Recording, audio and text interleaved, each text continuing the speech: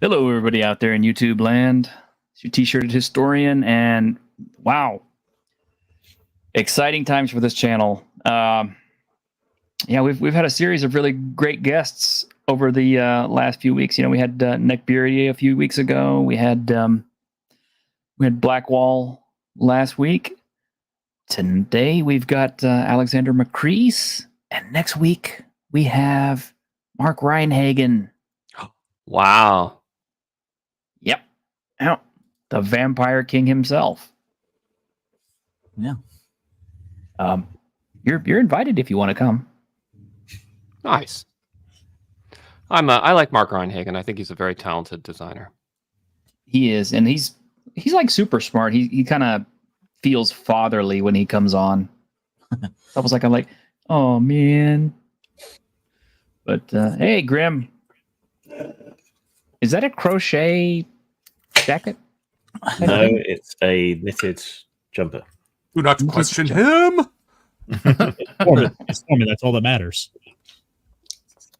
I'm crotchety enough. Somebody just woke up. Jim, what's up, man? Haven't chatted with you in ages. Yeah, it's been a while. I'm all right. Yourself? Good? I'm all right. I'm all right. You know, you were, backing your gore was the first thing that ever got me canceled, right? It was the beginning of my glorious, beginning of my glorious descent into unpersonage. Yeah, so I owe it all to you, really. Hey, wow. You chose to back it. I get it. I only read the first book. I didn't know. Get a $2 super sticker from Brett Cohen. It's a little happy Shiba Inu. Thank you very much, Brett. Appreciate you, man. We're going to actually start introducing a system of dares and things on the stream.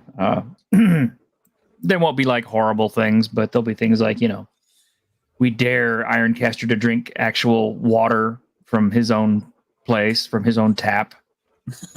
For a you want to kill him? Money. Yeah, nothing like the nice quality of Flint, Michigan. Yeah.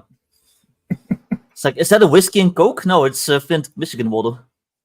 It's naturally this color. Like in the Goonies. It's wet, isn't it? Drink it. I'll get out the lighter and I'll prove it, and it'll like catch on fire. Yeah. It probably would. Let's say hello to our chat really quick. Full Metal Dragon, hey, it is good to see you. It's all hail the Macris salute. You have a salute? I usually do this one, like the old Roman style, hit the chest, fist out. You say like strength and honor. It's cool. Strength and honor, yeah. See, I started to get a little nervous when you said you were doing a Roman salute there. Yeah. Right. Oh, no. Yeah, that went badly. Yep. Yeah. Speaking of going badly, so I was trying to decide what to put on the cover of the Judge's Journal, right? And I think to myself, okay, so it's a Judge's Journal. So what was the symbol for like judgment and judicial authority in the Roman Empire? And I'll use that. And so I like send that to my graphic designer, and I'm like, all right, I need you to do some research, figure out what was the symbol of judicial authority in the Roman Empire, and use that. So I get back a cover that has a fasces on it, and I'm like, okay, this was a bad idea. This was a bad idea. Whoops. Oops. Yeah. So we went for an orrery instead. Yes. So Just Patch Rice says, how much do I got to pay to ask Mark Reinhagen a nasty question and be on my show? Well, I mean, if you super chat, and then throw a big enough one in there, well, actually, I'm going to read every super chat that anybody sends me. So, I mean, assuming it isn't something that's going to get me, taken down or anything, but, yeah, I mean, it kind of depends on the question. I mean, there are certain things that Mark's a little touchy about that I'm not going to ask him out of respect. And just like if there was anybody else, who didn't want to answer a particular question on the air, then that's fine. Everybody has their right to privacy. So we are very cool about this. Hey, Joe. Yeah, but Passerby asked if he can be my substitute because he's a fanboy for Mark Weinhagen. I was like, well, that's up to you, T-shirt. I'm fine with it. Brett Cohen for $5 Australian says, we dare T-shirted to make his own urine-based gunpowder to sink out. Yeah, Alexander, in case you're not aware, they love the fact that my knowledge of ancient uses for urine is pretty encyclopedic. Being an actual historian, so another chapter for ACKS II. What is your historical focus? I don't have one particular discipline. I studied a lot of ancient and medieval. Right. I love Sumerian. I love Roman. I love the Middle Ages. But I also have this thing for the Googie era. 1955 to 1965. Do a little bits in here and there of China, little bits in here and there of Japan. Gotcha. Yeah. So I'm kind of like an all-arounder. And generally, if I don't know the answer, which I don't have the answers to every question, I can usually find a source for it somewhere. JSTOR is really wonderful. Yeah, it is. It is. Yeah. I was a military history major, and then when I transferred schools, I switched to ancient history because I didn't have military history. So basically, if it involved killing people or if it happened so long ago that it doesn't matter anymore, I'm there. Funny thing, that was actually my first interest. It was weapons and warfare and everything in all of the ancient societies. Totally, but the funny thing is, so fun. Yeah, I used to love that. And then the more I started learning about the actual cultures themselves, the more I started getting interested in like the little things, like how do they dye cloth, or where do they use the privy, or how do they wipe? So when I was in college, I hated the so-called social history movement that had started. Like I ended up taking a course on the Civil War, and we only did one day on the battles, and the rest of it was like what it was like to be alive during the Civil War. I was like, this is so stupid. Who would ever want to know this? And then like fast forward 20 years when I'm designing ACKS, I'm spending all of my time reading these social histories. I'm like, how long did it take them to actually create a suit of chainmail? Yeah, and that's kind of what I noticed too. It's just like, you know all the warfare and everything else, but it's like, what do you do when your players ask you a question like, so where do we use the bathroom in this, Roman-esque tile place? I'm like, hang on a minute, let me go look it up. Well, now I can firmly answer. Well, you would go into you'd go into a public toilet where there are many, many holes in these benches, and you would sit down right next to men and women, do your business, and maybe have a chat while you're, doing your business. And then somebody would pass you the spongilium, the zytospongilium, which was coated in vinegar and water, maybe, and wipe yourself with it after the guy next to you had wiped himself with it. So I don't know if you know this, but the entrance to the Nether City dungeon in Secrets of the Nether City is actually located beneath such a facility. So, and there's a carrion crawler that can come up and paralyze you through the toilet bowl. I'm 100% serious. Like that is literally how you get into the dungeon. Did you calculate how big the piles of feces would be at the bottom? Or I did. I did. Based on the amount of time since the dungeon had cracked open. I did. Yeah. Hang on, I've got a map of it. Yeah. Got pictures. Yeah, asking him if he calculated something is going to have a foregone conclusion. Yeah. It's like, I've got 6 tables and. I mean, the curious nature of me now wants to see this math he's figured this out with. Yeah. No, I'm gonna show you. Hang on one sec here.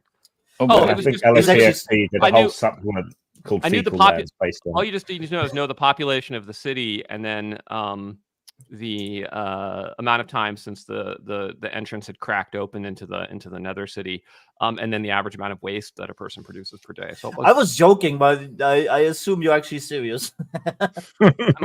I'm very serious about gaming. Yes. I was like, oh, that's a funny joke. And he's like, no, actually, I did do this. I'm like, oh, okay. I mean, I imagine that like the monsters getting ornery because like a bunch of crap is raining down on them. That's a pretty good reason for why the monsters start acting up. Well, carrion Oh. crawlers love that stuff. They probably like a pick and shit, so to speak. Here, hang Well, on. I'm dropping it to you in Twitter so you can Okay. share the you can Okay. share the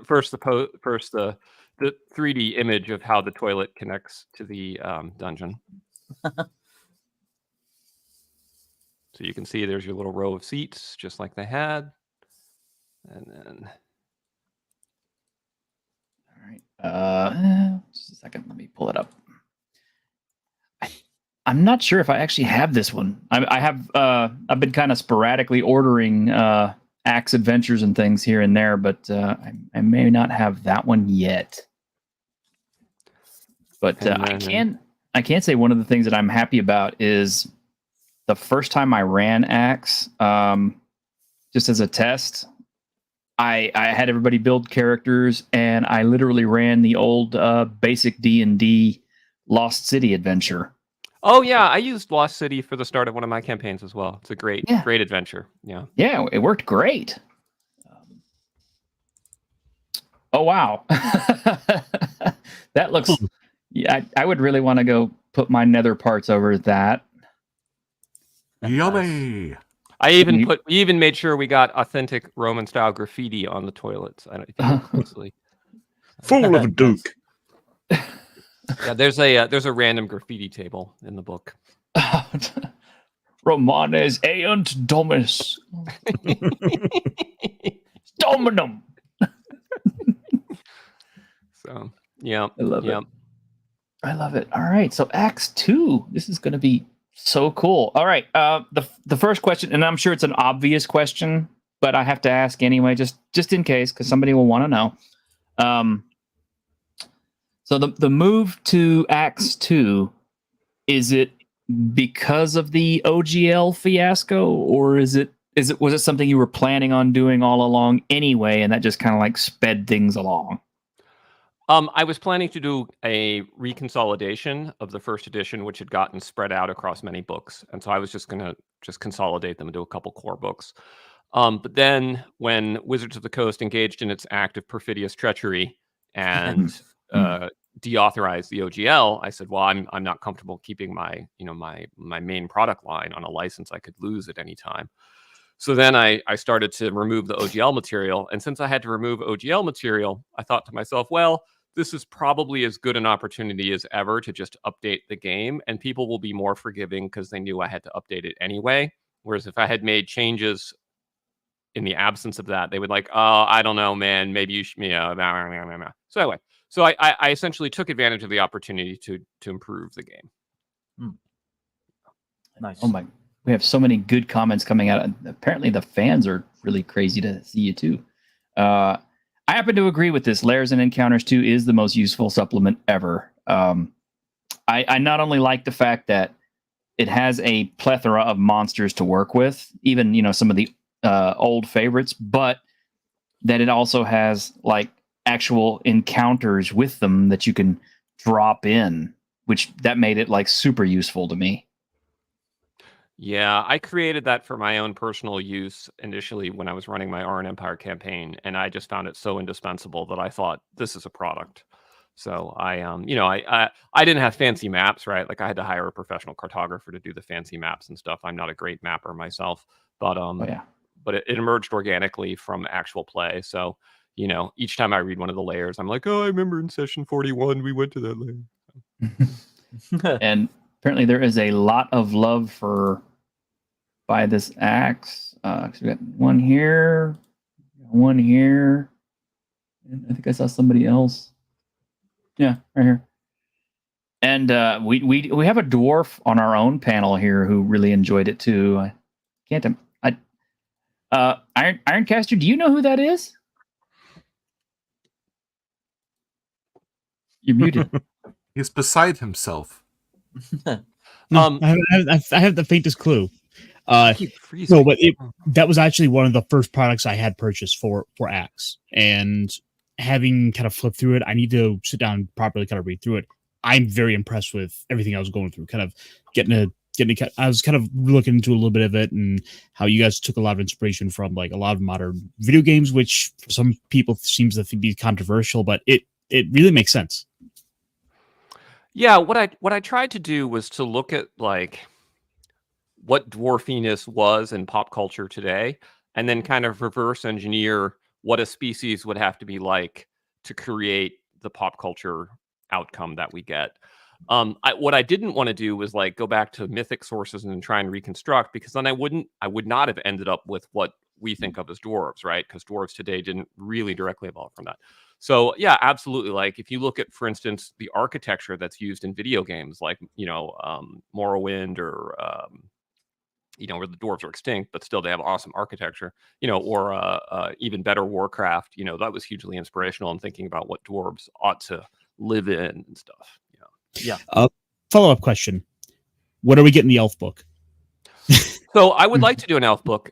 So if you remember, By This Axe was written from the point of view of Cercanius of Cipheron, who was this scholar that was creating the first ever ethnology of the dwarves. So my premise for the sequel is that Cercanius has a daughter who has kind of like a love-hate relationship with her father, and so in an effort to outdo him, she goes to Northern Argolay to write the Book of the Elves. And for the first 2/3 of the book, she's in love with the elf prince.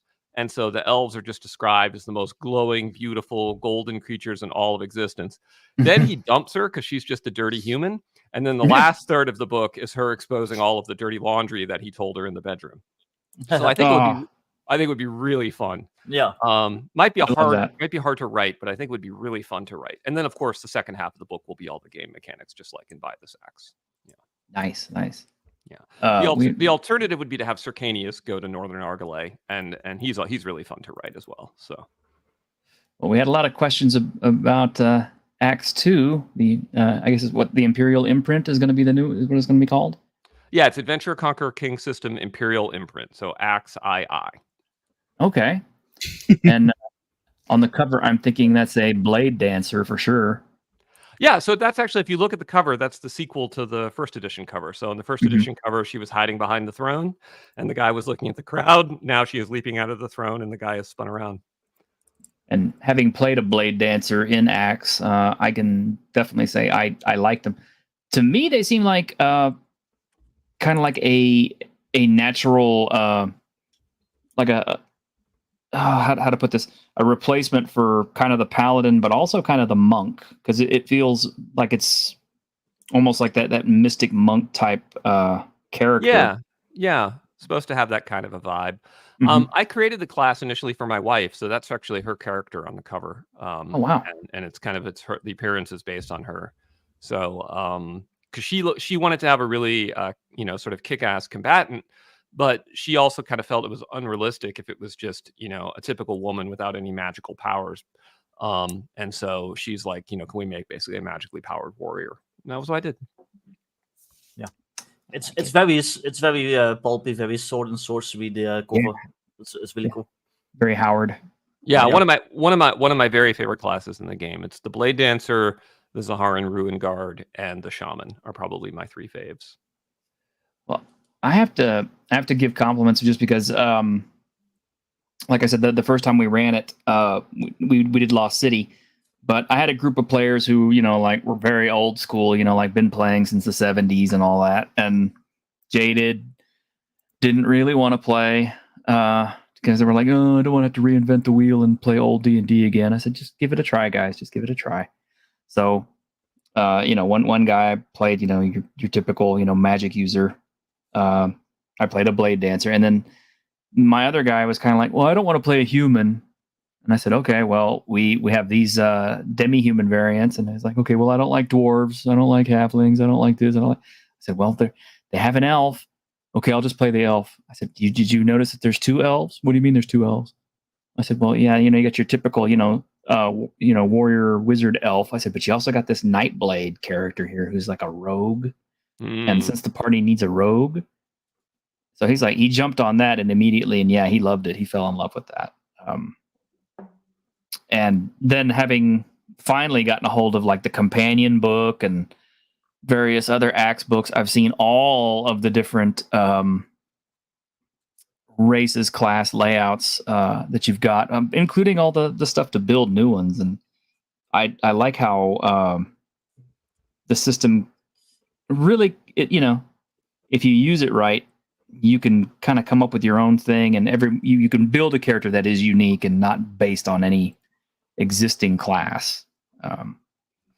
I've had people who have scorned it, saying, "Oh, well, you really shouldn't have race as class. It's a dumb idea." But I don't know who says that. Grim, do you know who says that? Me, I hate it. But Not a fan. I find it too restrictive. Yeah, but I think it's cool. Do you have anything on that, or Me? Well, the reason I think it's important is that people tend to treat the demi-human races as just humans in funny suits, or as stand-ins for various ethnicities, like the dwarves are the stand-in for the Scottish, and the elves are the stand-in for the Welsh, and that's like a troublesome road to go down. That road, we go down that one, and it ends up with people insisting that orcs represent blacks, or whatever horrible thing that people come up with. So I think it's much better to draw a firm line in the sand and say, no, this is a different species, and it has, as such, a totally different way of life and a different set of classes that it adheres to. And so that's like my hard line in the sand. That's why dwarves have totally separate classes. They have a totally different way of worshiping the gods, a totally different way of accessing divine magic, a different way of accessing arcane magic. And I think it's better world building, and I think it's just better. Now, I can understand what someone might say, well, it's too restrictive if you only have the two classes, which is why I do think creating all those additional classes becomes really nice. So once an elf player has as many choices as a dwarf player, I think the elf players will be like, this is amazing. At the extreme end, you end up with stuff like Palladium's racial character classes, and well, I would not be heartbroken if I enjoyed the commercial success of Palladium. I would not be heartbroken. So yeah. If my game becomes the Rifts of the OSR, I will take that as a win. You just got to put out cheap multi-100-page books weekly, and you'll be fine. I'm fine with either method personally. It just depends on the game for me. Like if I'm playing old school essentials, then yeah, race is class. If I'm playing 5th edition, then race and class separate. Like it's just game specific or setting specific even. So yeah, I feel that way too. I think races class is kind of cool because it does evoke the old school feel, and I was one of those guys who did actually start off with Moldvay basic, so that felt familiar when I picked up ACKS. In fact, that probably is what made me like it so much. I was kind of like, oh, this kind of feels like basic D&D again, except it's like way bigger and there's more to it. So that was cool. Yeah. I mean, I love basic D&D. I think it's one of the best games ever written. Moldvay Cook is just fantastic. Got a few questions here in the audience. Ajax Plunkett, apparently pretty invested here. So he says, in the Imperial imprint, will your monster book have art, public domain, or new, or will you use silhouette pictures? My intent is full color art for the entire book. If that doesn't work out, then I might have to use some silhouettes or find some other alternative. But, I've set a high funding goal for the project so that I can afford lots of sexy art. And Awesome. that kind of leads me to a question. Let me just hop up to one of your pages here. You have these really great looking one-page dungeons. Mm-hmm. And I like them, but typically how I get... I'm one of those guys who has to have a physical copy. I can't do PDFs. PDFs irritate me. Flipping through them is slow. So I have to have a physical book on hand because it's speedy and I'm old. But when you order from DriveThruRPG, even if you get the premium prints, they don't look nearly as nice as these do. They look okay, but so are you going to continue with a POD method, or are you going to go with like a regular printer who's going to have like, I don't know, limited editions or something? Oh, sure. So all 3 volumes of the books are going to be offset printed with PU leather covers, stitched binding. Very, very, very high quality. Not quite as high quality as the leather covers, because they're using PU leather, which is sort of an artificial leather. So not quite as good as the leather covers for Buy This Axe, but still really, really high quality, really nice. So these one-page dungeons are bonus goals, digital bonus goals that come when we hit certain milestones. And if there's 9 of them total, and if all 9 get unlocked, then they're going to go into the judge's journal in an appendix. So you'll open up the judge's journal and you'll have 9 adventures at your fingertips. Wow. Can you disclose which printing company you might be choosing? I use a company called let's see. Yeah. It's the same company I used for Buy This Axe. They're called GPSD. Okay. Yeah, they did Ascendant, they did Ascendant Star Spangled Squadron, and they did Buy This Axe. And their quality has just been fantastic. People have said it's the best books I've ever released, so I'm sticking with them. I need to get Ascendant. Wow. I have a copy. Yeah, I know you do. Yep. You lucky dog. Yep. Ascendant actually, the Rogues Gallery just released on Drive-Thru RPG. If you've been waiting for that, so. Oh, see, I really got to sit down and play with that more. Of course, I need to get in the habit of really playing more stuff, but that's a whole other problem. In the meantime, I'll just happily keep buying. And Muktuk says he's looking through ACKS II Monster Manual. Wanted to ask, what is there to think about animal mummies? They're cool. Yeah, I really like animal mummies. I ran out of essentially room in the book to include them. If I do a second monster manual, they would definitely go in. And there's rules in the game for, creating your own undead minions and things if you want to go that route. It's fairly easy to create them. The whole back chapter of the monstrous manual is how to create monsters using these rules. So it just, I started to have to make really, really hard choices as the book got bigger and bigger about what could go in. Okay. And Ajax asks again, he says, will ACKS II have multiple methods for rolling up first level PCs? And does this mean that you're getting soft buffing during adventures? All right. So there is a default method, and then there are a bunch of alternative methods. So the default method is, it came out of the fact that the single most painful point for new players to ACKS was that they would read through the book, see all these amazing classes, and then not qualify for any of the ones they were interested in and immediately have a bad relationship with the game. The second biggest pain point was that they would roll up their stats and then the GM would say, oh, you can sell down 2 to raise 1, which was a BX tradition that I adopted, which then all of a sudden turned it into a point buy. And now you had to know what the exact value of each stat was to your character and where the breakpoints were. And, it would end up taking 2 hours at the table. So the new system works like this. You start off, you pick one stat, you roll that one with 5 6-sided dice. You pick the best 3d6, minimum 13. 2 stats with 4 6-sided dice, minimum 9. The other stats with straight 3d6. What that does, that guarantees that you can qualify for most of the classes. There's a few you're not guaranteed, but most of the classes in some area that you enjoy. And at a minimum, you won't be totally gimped in your core areas, right? Like if you're a fighter, you can be certain you'll have strength 13, dex 9, con 9. If you're a thief, you can be certain you'll have like dex 13, let's say, con 9, strength 9, or whatever you'd like, And another beauty of that approach is that if you mathematically compute the rarity of a person with those stats, it works out to pretty close to the rarity of adventurers in the overall game setting. And then from there, there's a bunch of other alternative methods: straight 3d6, 4d6, 5d6, roll multiple characters 3d6, roll multiple characters 4d6, roll multiple characters 5d6. And then there's a table in the book that tells you effectively how rare in the world such people with those stats would be. So you can actually fine tune it. Like if you want your adventurers to be the top 0.5% of human beings on the planet, this is the method you approach. And then you get like Dolph Lundgren, right? Who's he's like a Rhodes Scholar and also awesome in every way. Or if you just want Mudcore, you can use this, and your adventures will be totally average. So everything you can do it all.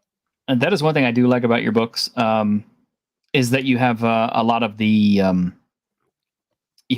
math as far as the tables and the graphs for how everything works as far as percentages and things go, which is really impressive because it helps inform as a player and as a GM, systems and ideas for how things should work or how well they'll work based on the numbers. And I think that's insanely useful. And I kind of wish a lot of other systems would do that too, but I can understand how it could get kind of cluttery. But most systems can't do it because they don't have underlying math. Okay. So they have not. You can see it like in a game like Shadowrun, right, which is on its 6th edition, but still hasn't figured out its economy, right? You still make more money stealing cars than you do going on Shadowruns. You would buy the Shadowrun adventures, and they'd be like, "You'll make 2,000 new yen for this adventure," and then you're just like walking down the street, and there's a 60,000 new yen sports car, and you're like, "I feel as though I have chosen poorly in my career." They just never figured it out. Because if they gave you actual fair wage, then you'd have enough money, you would retire, and they didn't know what you would do as a retired Shadowrunner, et cetera, et cetera, et cetera. So anyway, very few people put the time in to figure it out, and so they can't expose what they don't have. You're right. Actually, that is one of the few things that I had a discussion with another friend about early on, and with Pathfinder 2. I was just kind of like, it's like, dude, I don't understand this. How it is that if you have this kind of skill level, you make this much silver per week, and yet everything is in gold that adventurers have to buy. And I said, it almost seems like there's like an artificial inflation for adventurers. Yep. And it's totally broken. So the ACKS prices were computed in 2 ways, both sort of like a bottom-up price, where I started with the price of wheat and then balanced everything against that, and then top-down, I compared them to the prices in the Edict of Diocletian to make sure that my bottom-up calculations have been reasonable. And it was kind of wild, like just starting from the bottom up and then getting to there. Like I found out gold was correctly priced according to the edict, wheat, everything, swords. It was cool. So that is cool. Just speaking for myself, and y'all get ready to drink. We're playing Cities Without Number right now, which is by Kevin Crawford, and and he has a system for an alternative system of experience where you actually use the money that you earn from your missions as your XP, and he has a table that has it calculated, including percentages for bonuses and modifications for who the client is and other various factors. Oh, that's awesome. Yeah, we've been trying it for a couple of levels, and we really like it so far. Isn't that just mission-based gold for XP? Basically, it is, but you got to remember too that it also encourages people to be kind of a little bit more mercenary, just because it's kind of like, are you going to do this knowing that you're not going to get paid, so therefore you won't get any XP? Yep. That's great. I didn't realize he did that. I haven't checked out Cities Without Number yet. It's on my list, but I've just been buried in development. But he's a really talented designer, so I'm not surprised he cracked the code. Yeah, he's pretty sharp. I like the guy. I talk about him so much that yes, we have a drinking game. Okay, got it. So one of the things I was reading through the book a little bit before coming on here, or through the core book, and one of the things I saw you spend a good amount of time really getting into is a lot of the domain play, which I couldn't help but notice this last week or so that Wizards of the Coast said they're going to start bringing some new rules in. And I thought I'd try to prompt you to kind of talk about that a little bit for sort of the domain stuff. Like, is that something? Wizards fears me. No. Yeah, I mean, domains is honestly one of the central parts of the game. My original concept for the game was inspired by XCOM and Medieval Total War and these other games which had 2 tiers, where you have like the strategic tier and then you have a tactical tier. And so I wanted to create a game which had like an adventure tier and a war tier. and you could play it at 1-to-1 scale and go on adventures in dungeons and wilderness, or you could go and take those same characters and lead armies with them. And so the genesis of the game was really the Domains at War system, which then required you to actually have domains to be able to field your armies and make things worth fighting for. But then that said, okay, well, armies don't fight in a vacuum, they fight for things. So then I had to work out, well, what would be the value of a domain, and how large would it be, and how much could you get if you looted it? And then I also had to know, like, well, if I'm maneuvering an army, how much supply does it need, and how much food does it need? And so I ended up essentially creating the economy accidentally in order to create the domain game.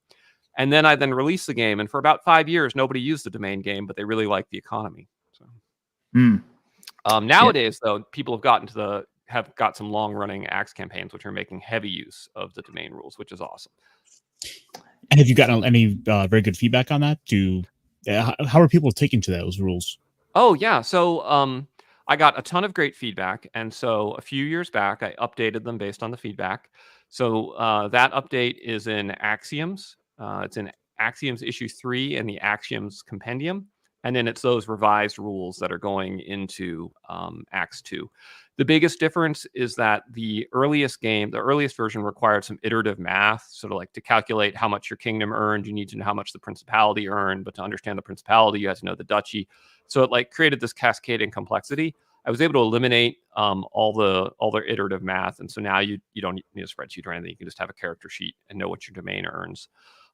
And then since I was able to simplify that, I was then able to expand to add some complexity in other ways. So now you can have senates, and you can have oligarchies, and you can separate the governorship of the land from the ownership of the land, and all these fun things.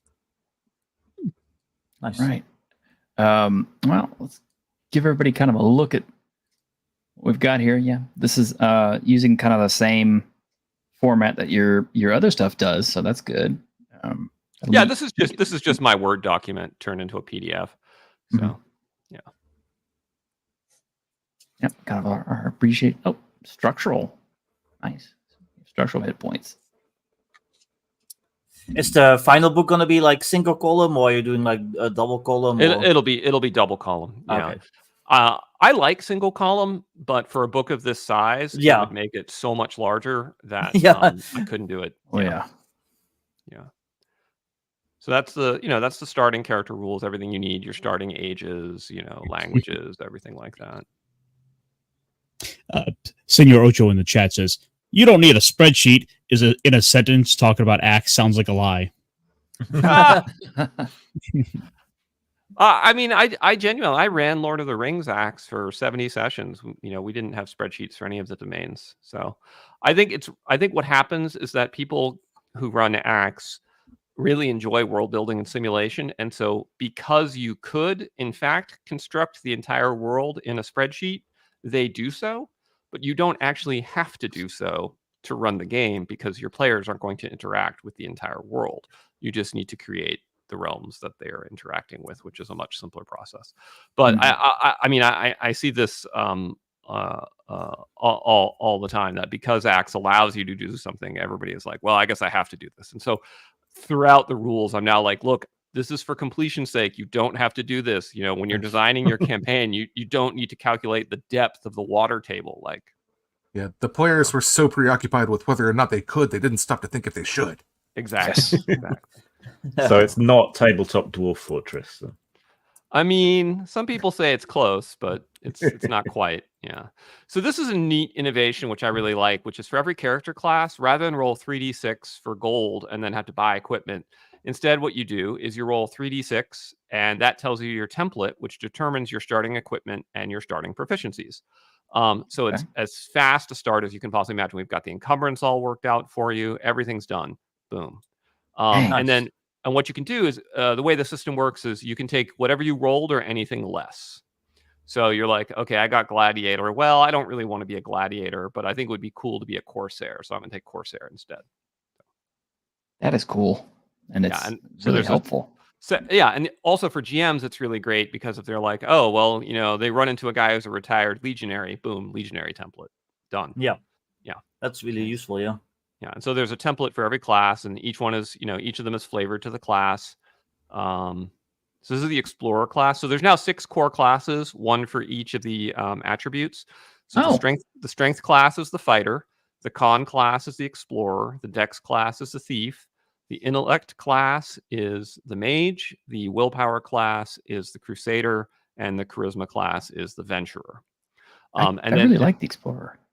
Yeah, the Explorer is one of my favorite classes. Yeah, it's really cool. And the reason I settled on Constitution for the Explorers, I started doing research in real historical explorers. And what you come back to time and time again is that the explorers that become famous are not necessarily the guys with the best hand-eye coordination. They're not necessarily the guys with the best eyesight or physical strength.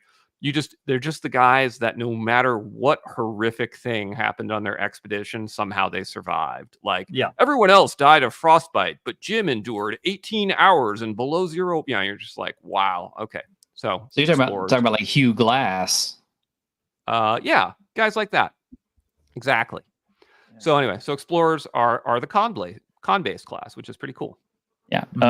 You guys out in the audience, if you don't know who Hugh Glass was, he was a fur trapper and a trader. He got mauled by a bear. Right. Yeah, The Revenant. And left for dead. Yeah. The movie The Revenant is based on that. Yeah. That guy has con 18. There's no doubt, right? Like, no doubt. Yeah. So here you can see how the templates are totally different for this class than they were for the others. So, although there are some general trends, like I generally put at slot 7 to 8 some sort of marine-focused template. And then the one at 17 to 18 is generally like a horse or noble-focused template. And then the ones at 9, 10, and 11, 12 are designed to be ones that almost any player would be happy to play if he's playing that class. Nice. Yeah. Let's take a look at the other ones. Thief, of course. And I love that you have titles back in.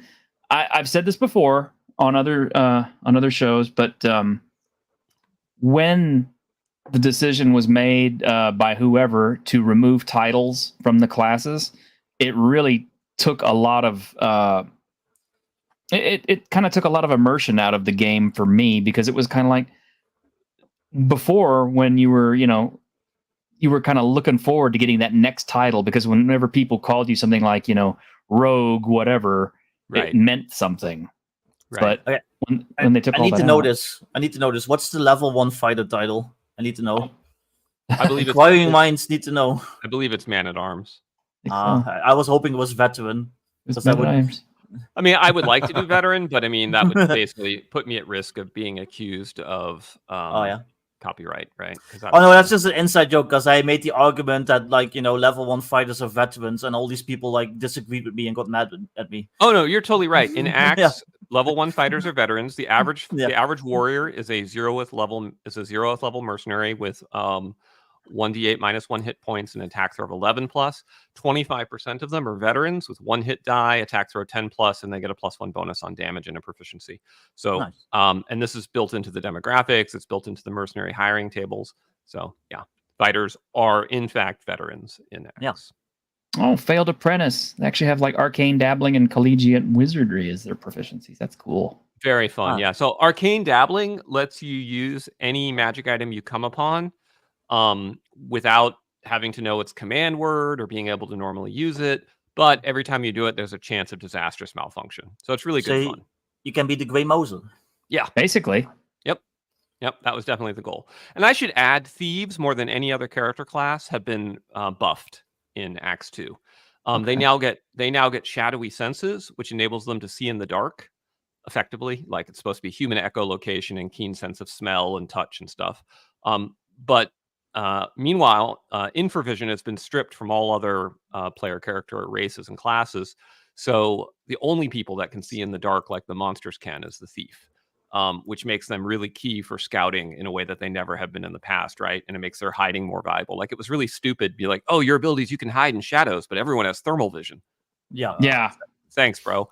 The other big change for thieves is that they now have the option they can hastily do their skills as they're moving. So like, you can hastily search for traps as you're moving at exploration speed through the dungeon, and those use the original sort of kind of crappy percentage chances, like 10% chance at first level type of vibe.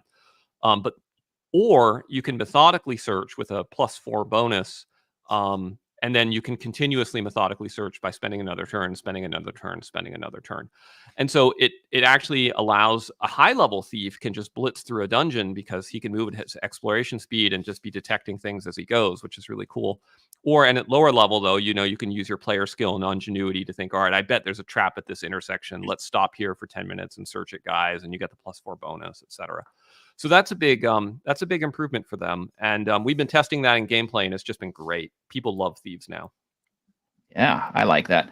And I do especially like the removal of all the extra sight from all the other demi-human races, because to me that was kind of one of the things, like, you know, early on, like I said, I started with basic, and the clear choice to me, even at, you know, 9-10 years old, was elf, because yeah, they have the night vision, they have the spell casting, they have the fighting, they have the, you know, immunities and all these other things. I'm kind of like, why would anybody ever pick anything but an elf? It's such a good all-rounder class that you could even solo. Yeah, for sure. Elven, and so that class is the Elven Spellsword in ACKS II. Mm-hmm. One big difference that ACKS has versus like BX is that 10th level cap really matters in ACKS II in a way that it didn't matter as much in BX. Like, you lose access to a ton of really interesting magic research options. Your domain can never be as big. You're sort of never really going to be able to rule more than a principality. So the Venturer is a really popular new class. It's focused on the commercial side of the game, so building caravans and merchant fleets, setting up trade routes. It has a combat power called Treachery, which is if you achieve friendly reactions with an enemy, you can then immediately attack them with surprise. And if you've talked to your group about it in advance, they can also attack with surprise. So it's really funny because the Venturers are always trying to parlay with monsters, and then the moment they actually get the monsters to talk to them, they murder them. Good fun. Well, it's like carefully controlled murder hobo, the class. Yeah, exactly. Yes. Yes. I love that. And then you take the stuff and add it to your caravan to sell to somebody else. Exactly. I like that. And the lower one is the factotum. I remember those from what was it, 3rd edition? Jeez. Yeah. Domain and merchant play seems to have gotten a lot more popular recently in a lot of games. Maybe it's millennials just fantasizing about earning a living and owning a home. Yeah. Oh my God, I need to use that in the ad campaign. There you go. That's fantastic. Now you know I have him on the show. So that's the Assassin, Barbarian. So these are the campaign classes. So these are basically like non-core, you know, use them or don't use them in your campaign classes. There's the Assassin, the Barbarian. Gotta have a barbarian. Yeah. Oh, Yeah. Pit Fighter. All right. Huskarl. Yeah. Death Dealer. Ah, yeah. Nice. The So then, Bard. The Bard. So the Bard has been really rebuilt. It was a class that a lot of people didn't think was optimized very well in ACKS I, so I rebuilt it. Its new thing is that it has the Jack of all trades ability, which lets it take class powers of other classes. So, you know, you can make a Bard who has a little bit of Explorer powers, a little bit of Adventurer powers, maybe he's got some Thief skills, whatever you want to do.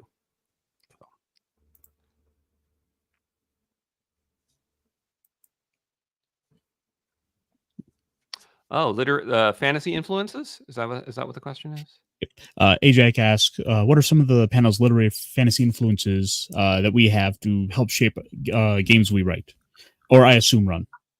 Any less well-known sources? And I'm assuming this is going to everyone.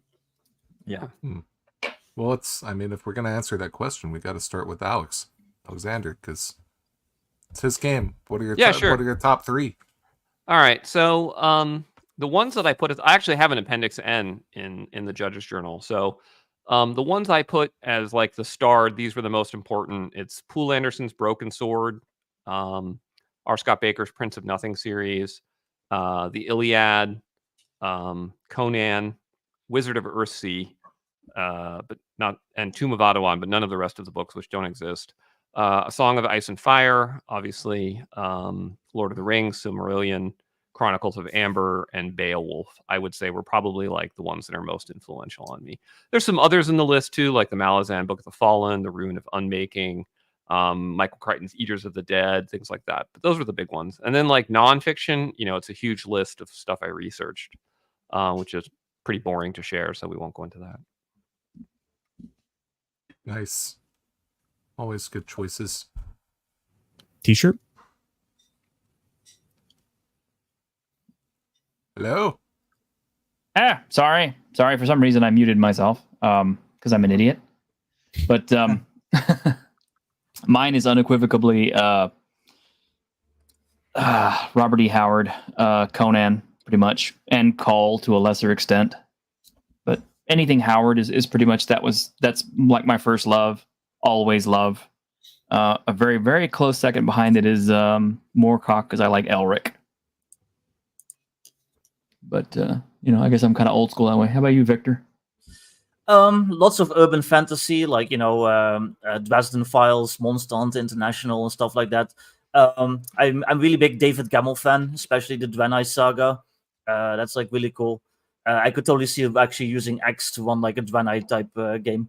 And then there's a book series I read recently that has been a huge influence. It's William King's Cormac saga, which the main character is kind of a mix between like what if Conan as a kid was recruited by like witches and raised as a witcher, basically.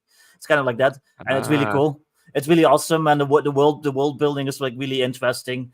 And that's been like a huge influence for kind of like a more like sword and sorcery kind of like weird fantasy type vibe for me. So yeah, stuff like that. Caster?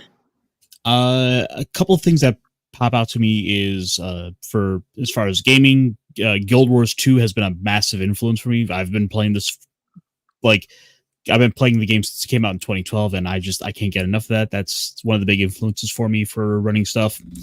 As far as more literary stuff, I really like this German fantasy series by an author named Marcus Heitz called The Dwarves. And that sort of then led me to pick it up by this ACKS. So there is a little bit of a kind of comparison there I can kind of pull from. Which in a similar vein, there is also a French comic series called The Dwarves. I think it's by distributed by a company called Soleil, and they've gone and done a couple of other series, like an anthology series about elves, some stuff about druids. I think there's one called like orcs and goblins. Like just kind of, I'm kind of pulling from a lot of kind of, we'll say Tolkien adjacent sort of sources. Okay. Aaron, Greg? Oh yeah. So as far as literary sources are concerned, surprisingly, the Chronicles of Ares doesn't have as many as pop culture sources beyond Tolkien and Dragonlance. If I were to choose number one, it would be the Chronicles of Narnia, Prince Caspian specifically. Nice. Because it's the setting has a very heavy theme of a loss of belief and a restoration of that belief. So it's Prince Caspian is a major influence there, but movies, I designed it to have a lot of nostalgia for movies that I grew up with, like The Secret of Nim, of course, is big. We have a whole adventure kind of inspired by that, and The Dark Crystal as well. So, and most of the 80s fantasy stuff. We mentioned Dragon Slayer earlier. But you're not a furry. Of course not. That's where I'm at. If you really want to understand Ares, Prince Caspian is where you're going to go. Yeah, Reaper-Cheap is awesome. And Grim, I think we know yours, but go ahead. Well, a lot of the ones already mentioned. I got a bit off-put C.S. Lewis because I think the preaching's a bit heavy-handed. But if I was going to say of that series, ones that influenced me, it would be Voyage of the Dawn Treader. That's a good one too. I've always liked islands with different themes, so that's something. And the Silver Chair, which is much more downbeat. I like that one. Ones that haven't been mentioned: Ill Earth, Stephen Donaldson, Celtic, Norse, and Finno-Ugric myth. The last one being one people know less about, which makes it more interesting. And that was a heavy influence on Tolkien. I quite like Robin Hobb's books, but I have to take them in small doses because it's really heavy on the misery tourism. Yeah. So it gets a bit depressing. The first Law series by Joe Abercrombie is pretty good. So good. Yeah. Yeah. First Law is so Yeah. good. Logan And, Ninefingers is one of my favorite characters. So yeah. Yeah, he's Yeah, so and, fantastic. Richard Morgan, who's more known for his cyberpunk fiction, he's done some kind of fantasy books. The Steel Remains is one of them. Those are really good as well. And lately, I'm not sure if this will show up on camera, but I keep reading and rereading Feral and Foe, which was in 2000 AD recently. Nice. And I might end up ripping off for a game idea of some kind. And Slain from 2000 AD as well, obviously. Oh yeah. Yeah. I probably should have mentioned William Gibson because Neuromancer is pretty much my favorite book.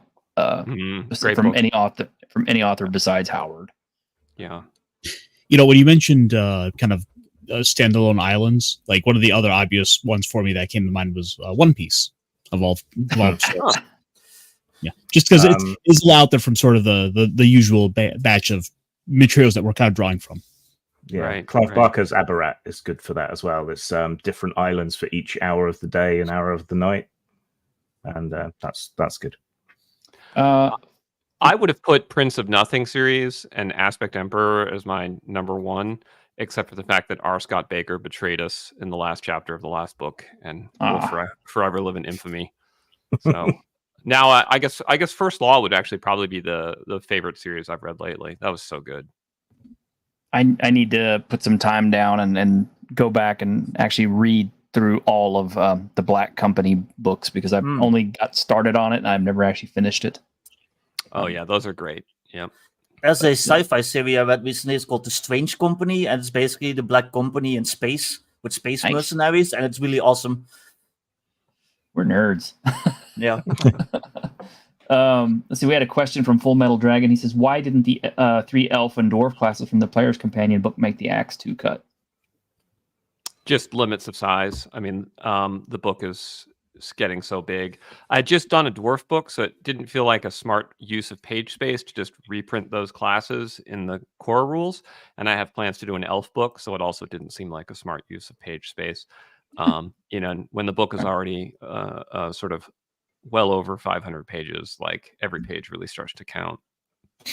Ryan Heffelfinger had a question about 0th levels. Actually, there was a couple of people asking about 0 level characters. And this kind of dovetails nicely into one of my 0 level character questions.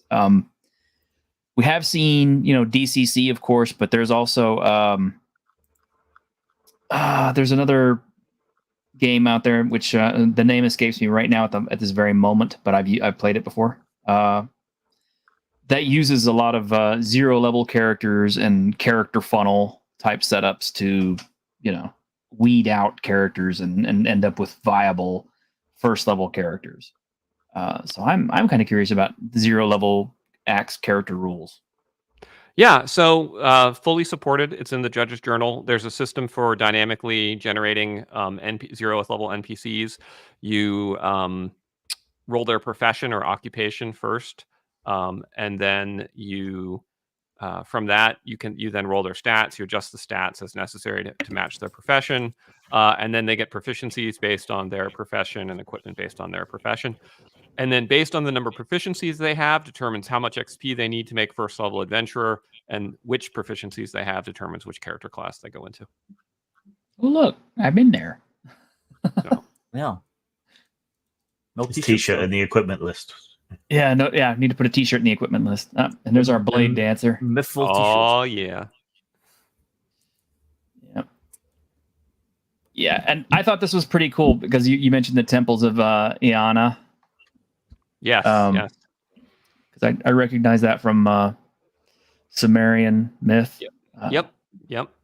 Yeah, the ancients had this, this idea of a goddess of love and war, and I thought that was such a cool concept that I wanted to build a whole character class around it.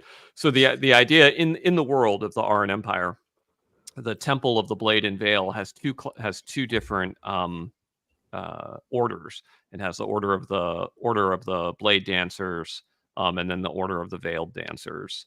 and the first is the Blade Dancer class, the second is a Priestess class. So Yeah, and like I said, I like this character because this class seemed like a really interesting amalgamation of not only the monk from from Asian lore, but also kind of like a replacement for the paladin class. right. Kind of having a little bit of both, and I just like the way it was put together. It's like one of my favorite classes. Yeah, it's super fun, particularly when you start to get like higher level spells and you've got winged flight and swift sword and striking, and you're just like the Archangel of Death on the battlefield. It's good times. Oh yeah, I gotta see what the templates look like. Warrior Witch, Oracle Dancer, Bringer of Mercy, Blade Singer, Temple Blade Dancer, Veiled Assassin, Consular, and Warrior Priestess. Wow. The Warrior Princess is so you can be Xena, so you get the ability to use ranged weapons. Yeah. I'm in. I want to Yeah. be seen. Me too. All right. There's the actual priestess. So the Priestess class, the one that you can make your own variants of it. The default one is inspired by the Vestal Virgins of Rome. Mhm. So they're called the Keepers of the Hearthfire. Lightbringer. I like that. White Lady of Mityara. That's cool. And shamans. Yeah. Oh, hey, how about that? You're brave enough to put shaman in here. Yeah. Apparently, Wizards is too cowardly to have shamans, but I mean, it's ridiculous, right? Because like they're like, oh well, we're not going to put shaman. Okay, well, are you going to stop calling magic magic? Because magic is based on the word magi, which were the priests of the ancient Zoroastrians and the equivalent of their Right. shamans. So like, if shaman is unacceptable and druid is unacceptable, then mage is unacceptable, archmage is unacceptable, magic is unacceptable, and the response I have to all of that is go fuck yourself. It's all fine.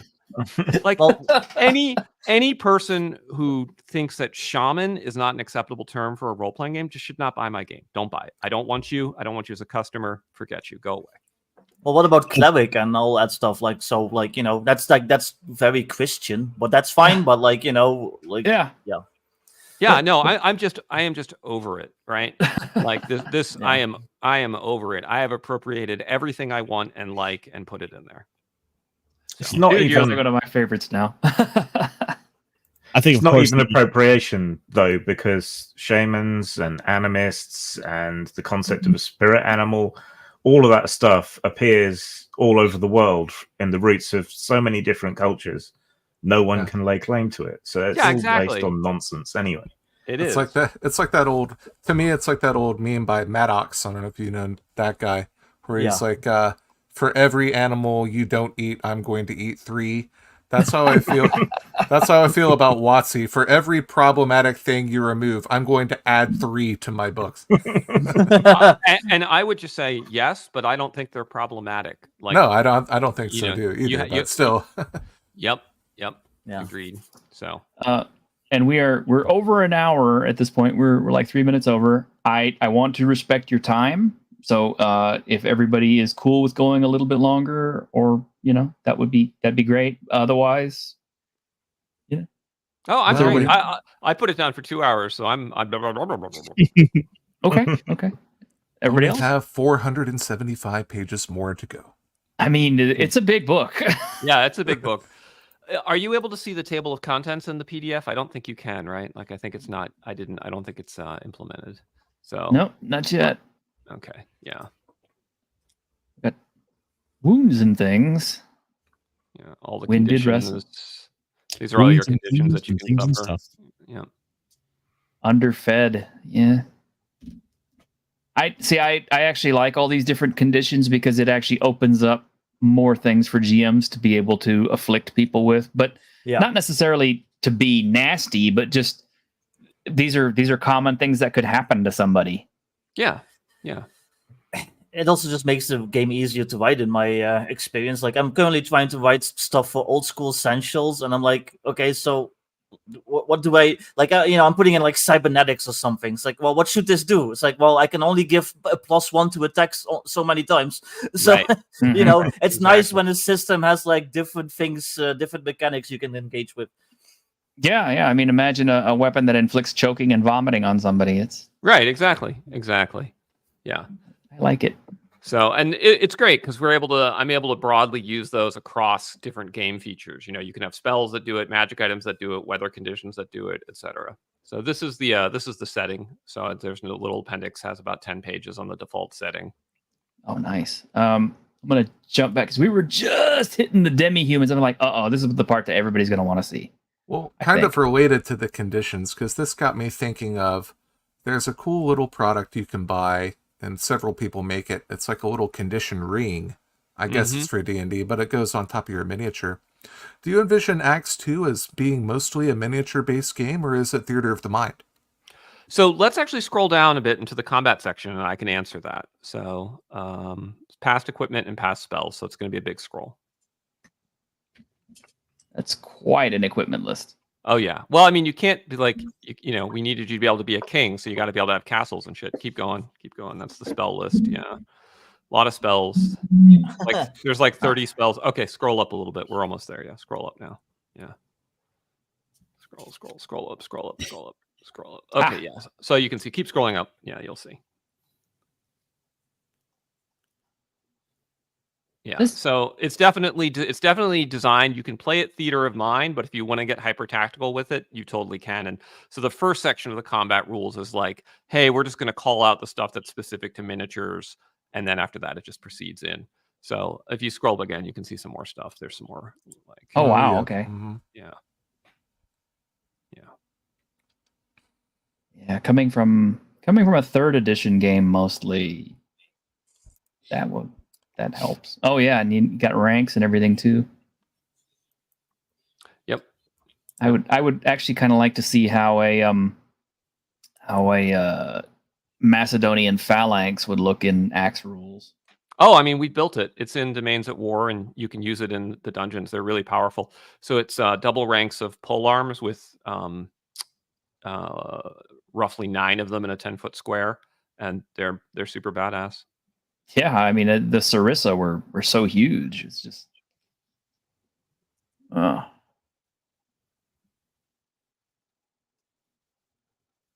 that is cool.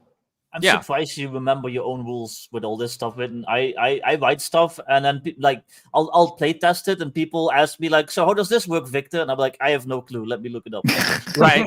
I have that sometimes. Where I often get messed up is when I've used a rule for a while, and then I realized it was broken, and I change it, and then someone asks me the rule, and I tell them the pre-change. Yeah, I do that a lot. That's my biggest mistake. Yeah. Do you have like a project management? Like, what is your organizational process for creating this book? Do you have like just a bunch of text files with random stuff in them, or do you have like a long, like a thick binder? Oh, there we go. Just a little notebook. Classic stuff. Yep, just a little hand notebook. So. And one thing I did like in the original ACKS, and I'm guessing is going to be carried over to ACKS II, is what happens when you hit 0 or fewer hit points with the mortal wounds. Yes, so we still have that. There are 2 changes to the mortal wound system. Is one, your hit die now affects your mortal wounds roll. So if you're a fighter with D8 hit die, you're better off than someone with like a mage with a D4 hit die. So that's the first change. And the second change is that there's now a separate mortal wounds table for each of the different damage types. So if you get burned to death, you roll differently than if you get stabbed to death or if you get sliced to death or whatever. There's different tables, which is really fun, right? Because in ACKS, you know, you could have your genitals cut off, but now you can have your genitals burned off, frozen off, from necrotic magic. Like, there's a wide range of ways that can happen now. Nice. Okay, 10-year-old me wants to find this table immediately. I've got the table in a separate document because they're kind of big and complex formatting. Oh, darn. Okay. Yeah. So we also changed the tampering with mortality rules, so that now when you tamper with mortality, the table you roll on is determined on your alignment.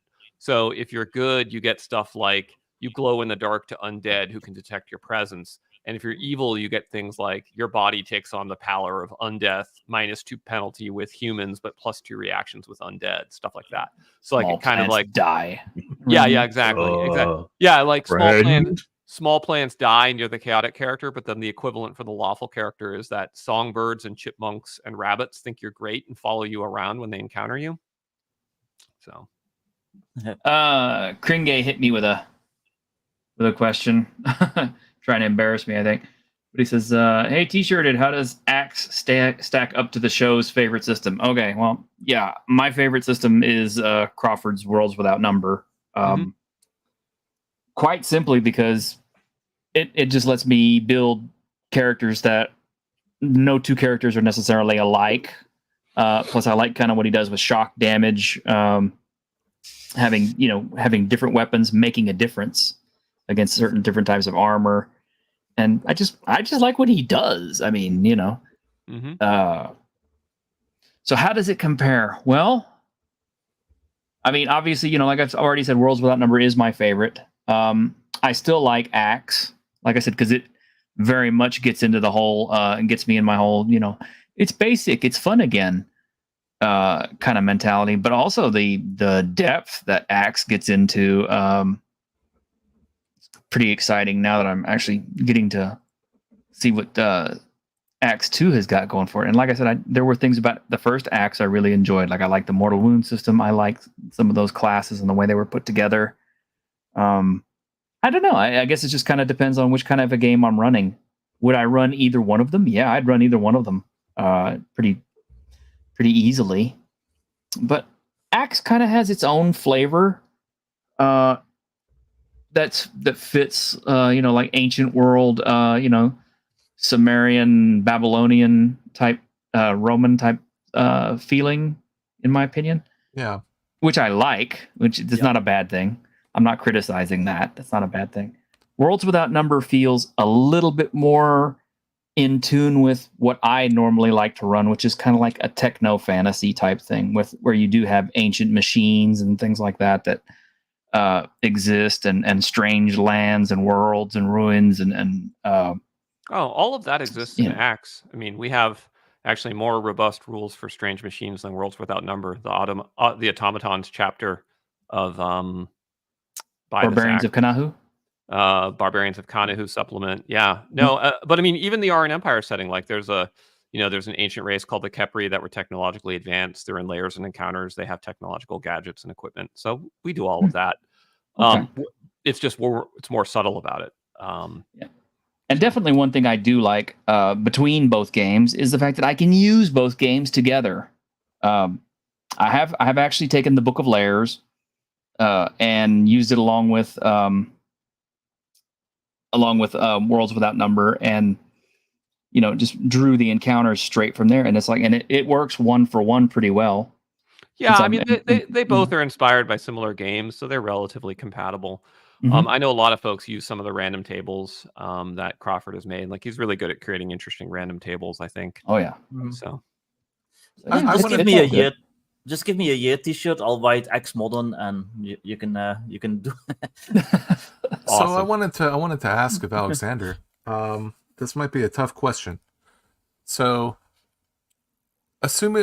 pretend you are presenting ACKS II to a group of players whose entire role-playing experience has been 5th edition Dungeons and Dragons. Now, I mean, they're probably politically neutral. These are just guys that are, that's all they know. They've gotten into the hobby through that because it's pretty popular. And how would you try and hook them into ACKS? Like, what would your spiel to them be to get them interested? Yeah, so I've been in that position. The spiel I usually use goes like this.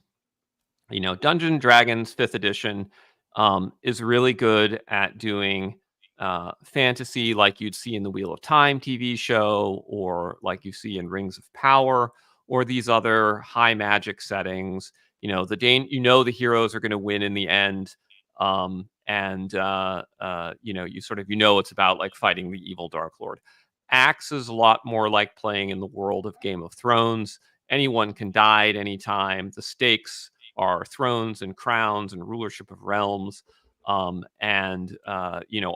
power is the size of the army you control, and not just how powerful you personally are. So, and that's worked really well because that gets people into it. They understand that, and they're like, "Oh, that's really cool." So I could end up as Ed Stark or the King of the Realm or whatever. That's Okay, how I've done great. it. Yeah. Makes sense. Yeah. Oh, you guys are in the naval rules, yeah. So that's there's a detailed optional naval combat system if you want to play out naval battles on the tabletop using like something similar to battle stations. Yeah, we had a question from the audience about that. So, all right, so yeah, he asks, is Domains at War like a board game, or is there a narrative option? Yeah, so there is a narrative option. There's two systems. The one in the revised rule book is the narrative system for mass combat.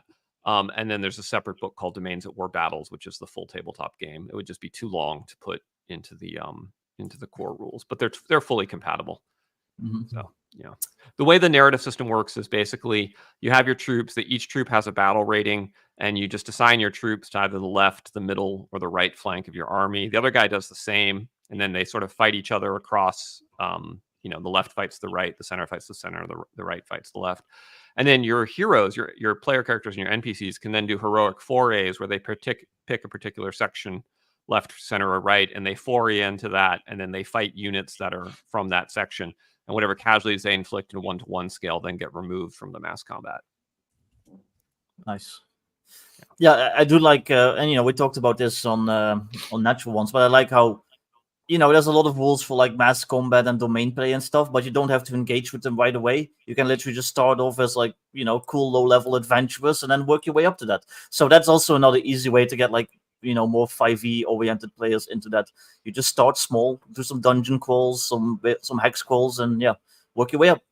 Yeah, the book is actually written so that it's front loaded with the stuff you need at low level, and all the stuff that's at high level is in the back of the book. Yeah. So you could start playing the game by reading chapters 1 through 5 and half of chapter 6 and be ready to go. And then all the rest of the book you can just come to it when you're ready. Like at first level, you do not need to read the hijink rules. It doesn't matter to you. At first level, you don't need to read the army rules. Just don't even worry about it. Wow. Yep.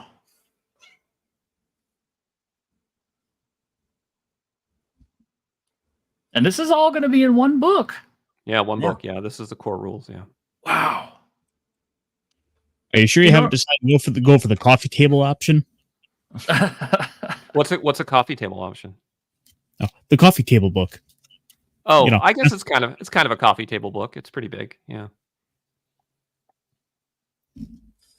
It's not the coffee table book. It's the coffee table. Yeah. Oh. Well, I mean, if the page count on this document is already 560, well, okay. I mean, if you're going to go back to double column, it'll shrink a little bit, but then you're going to put art back in. So yeah. It works out in general that double column with art works out to approximately the same page count as single column. Yeah. Yeah. Krenge had a good question there. Oh, what was it?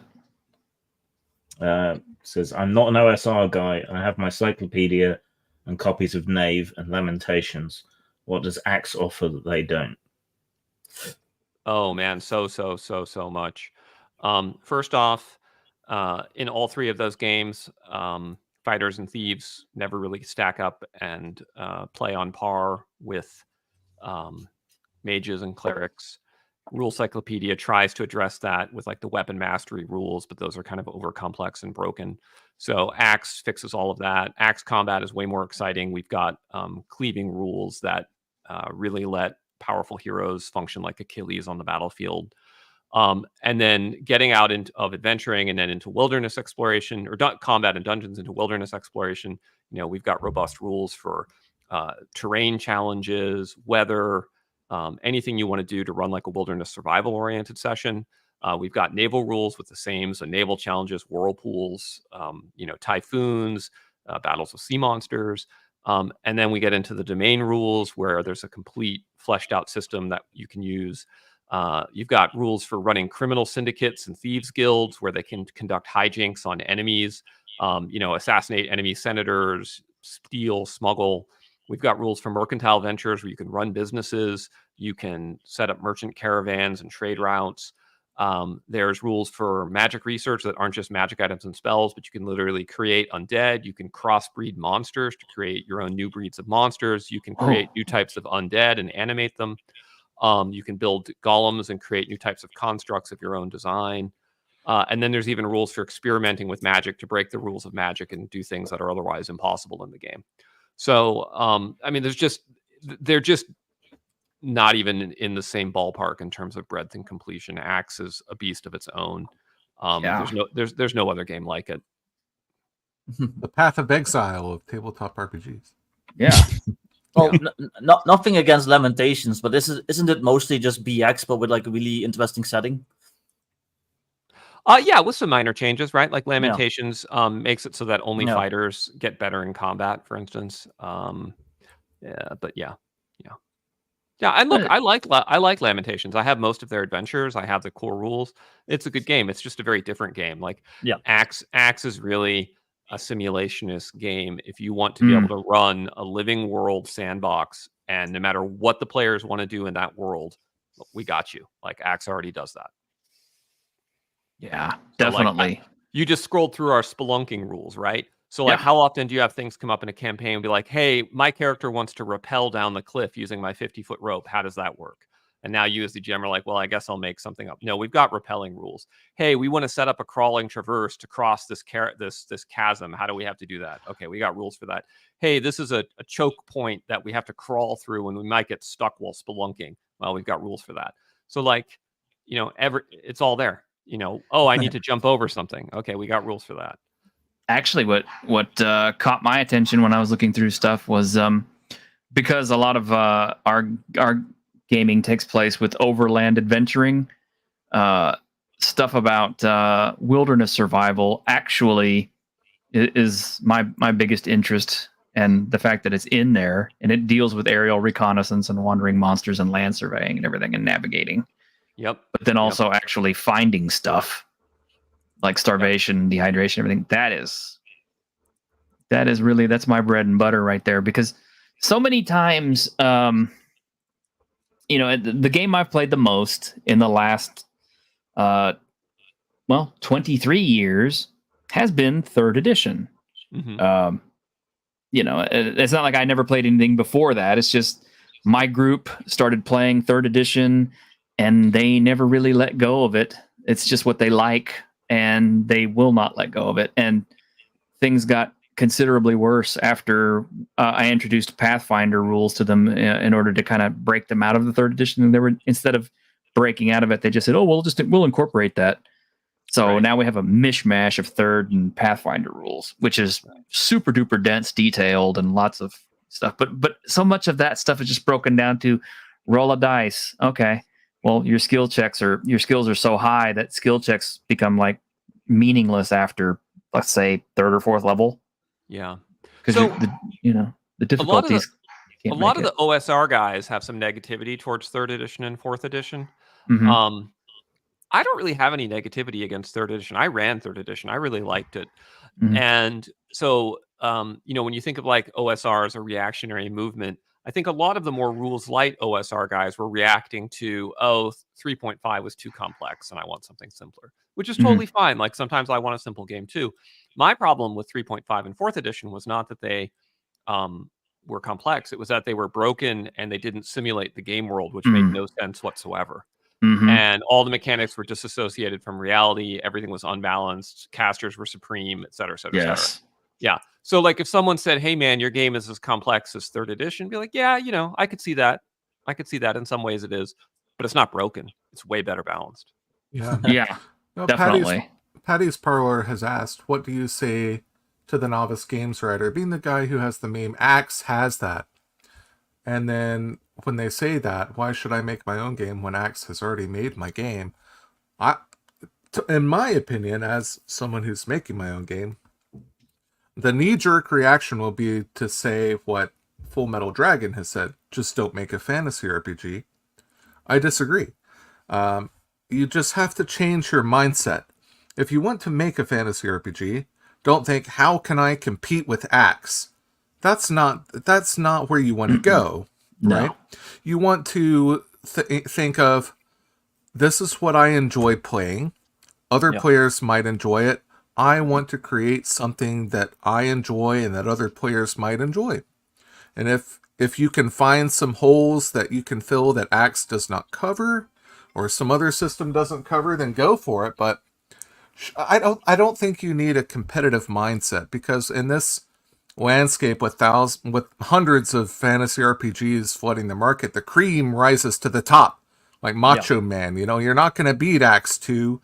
You're not going to beat some of these big boys. Maybe you can if you're talented enough, but just do what you love and put it out there and see what happens. That's just my opinion. Just write it because you love doing it and you think it's fun, and then, you know, if there are other people like you out there who also enjoy the same stuff, so much the better. That's like a built-in audience. Right. So, yeah, exactly. Like you shouldn't go in thinking, how am I going to beat ACKS, or what? You don't want to do that. Just you can play ACKS, buy ACKS and play ACKS II and have fun with the game, and then make your own fantasy game. And if you can have fun with that too, go for it.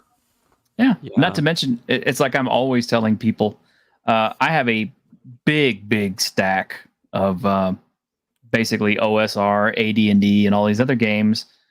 And because they're similar rule sets and similar stats and everything, it's very easy to take one thing from one system and put it into another.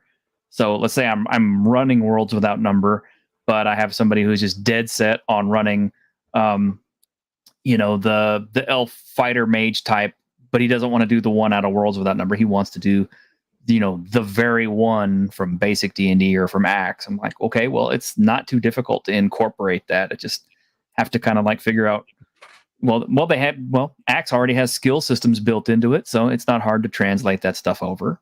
It's just a matter of doing it. Or if I have an adventure that's written, like let's say basic D&D, okay, I can play it with ACKS because they translate very well, like I did. I'm planning on taking probably Stars Without Number, Worlds Without Number at some point, or Cities Without Number, and using or playing the old Expedition to Barrier Peaks. And I'm talking about like just straight up using the old module, not any kind of 5th edition modification or any of that stuff. Just literally the black book and running it straight dead on. And I know I can do this because the rule sets will translate very easily. Yeah.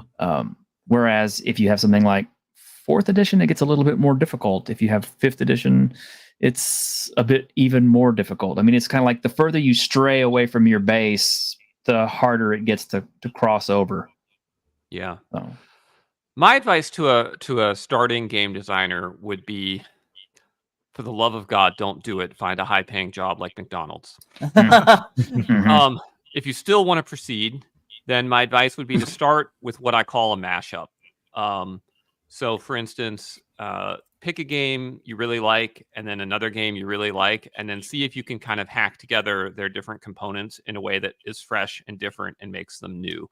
So, like, for instance, imagine you took Warhammer Fantasy with its career system, and then you applied that to like a Star Trek RPG, where you have different Star Trek careers that you have to advance through.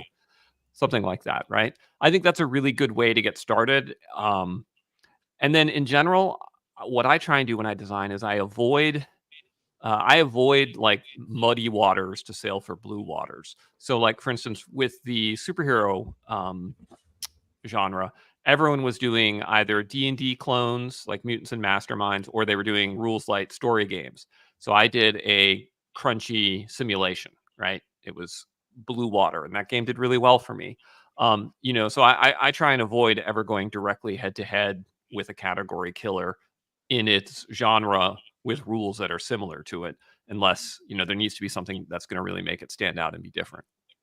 Right. Muddying the waters is something that you have to think about. And I'm making a kind of a mecha type of game. And looking at like Lancer, for example, one of the number one contenders in the whole genre right now, certainly. But in my opinion, now, I'm not bashing Lancer on the stream or anything, but it has kind of this identity crisis where it doesn't know what it wants to be between different game modes. And that, to me, is kind of muddying the waters. Like, you need to have a very clear identity that can overcome that and make a a straight path for the players and the dungeon master or GM, how they're expected to run the game.